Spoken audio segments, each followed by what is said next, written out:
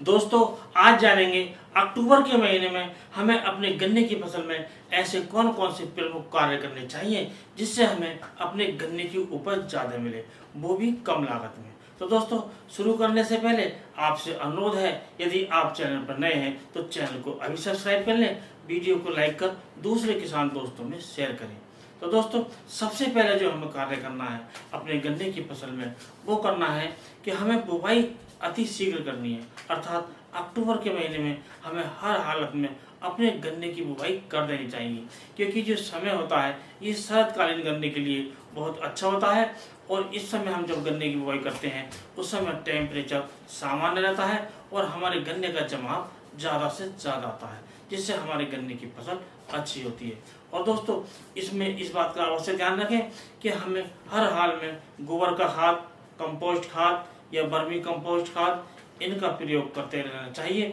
क्योंकि इनका प्रयोग करने से हमारे जो जमीन में कार्बन की मात्रा की पूर्ति होती रहती है, जिससे हमें गन्ने की उपज ज़्यादा मिलती है। और दोस्तों इसके साथ साथ एक बात का और ध्यान रखें कि हमें इसमें जो हमें रासायनिक खाद प्रयोग करने हैं उसमें जो सबसे अच्छा फार्मूला होता है वो सिंगल सुपर फास्फेट के प्रति एकड़ के हिसाब से 3 बोरे और यूरिया का 1 बोरा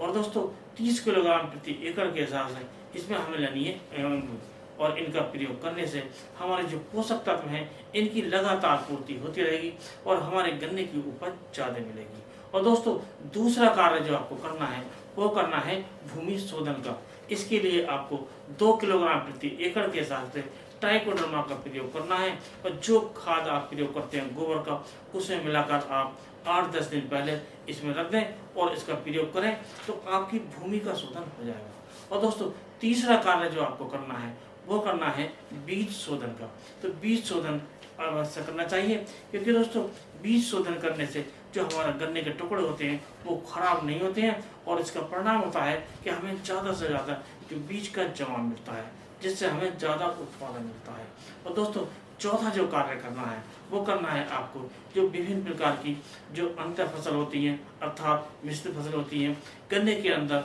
हम विभिन्न प्रकार की फसलें कर सकते हैं, जैसे आलू की फसल कर सकते हैं, मटर की फसल कर सकते हैं और दोस्तों इसके साथ साथ जो सरसों की फसल है वो भी कर सकते हैं।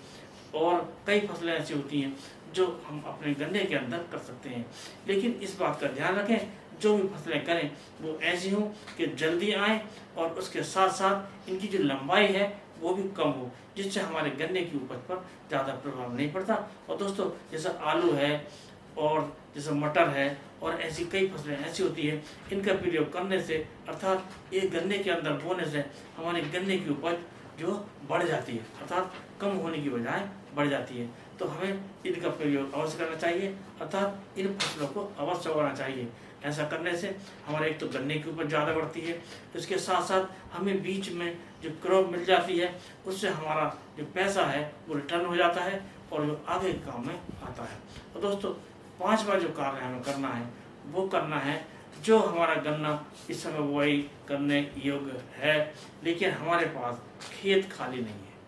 अर्थात कोई धान का खेत लेट हो गया उसमें हमें गन्ने की बुआई करनी है और जो गन्ना जो बुआई हो सकेगी उसमें अक्टूबर के ज़्यादा लास्ट में हो सकेगी या नवंबर में हो सकेगी। तो उसके लिए हमें एक काम अवश्य करना चाहिए कि हमें अपने गन्ने के खेत के लिए नर्सरी अवश्य प्रयोग करनी चाहिए, अर्थात नर्सरी अवश्य तैयार कर लें। जब हमारा खेत खाली हो जाए तो उसमें हम नर्सरी की रोपाई कर सकते हैं। इससे सबसे बड़ा जो फायदा होता है वो होता है हमारा गन्ना 1 महीने अगैती हो जाता है, क्योंकि दोस्तों जब हम गन्ना बाद में बोते हैं अर्थात नवंबर में बोते हैं तो टेम्परेचर कम हो जाता है, जमाव कम होता है। तो उससे यही फायदा रहेगा कि हम अभी से नर्सरी तैयार कर लें और जब हमारा खेत खाली हो जाए तो हम उसकी रोपाई कर दें तो गन्ना हमारा 1 महीने अगैती हो जाता है और इससे जो हमें उपज ज़्यादा मिलती है। तो दोस्तों इस प्रकार हम विभिन्न कार्य करते हुए अपने गन्ने की फसल से ज़्यादा उपज ले सकते हैं, ज़्यादा उत्पादन लेकर ज़्यादा मुनाफा कमा सकते हैं।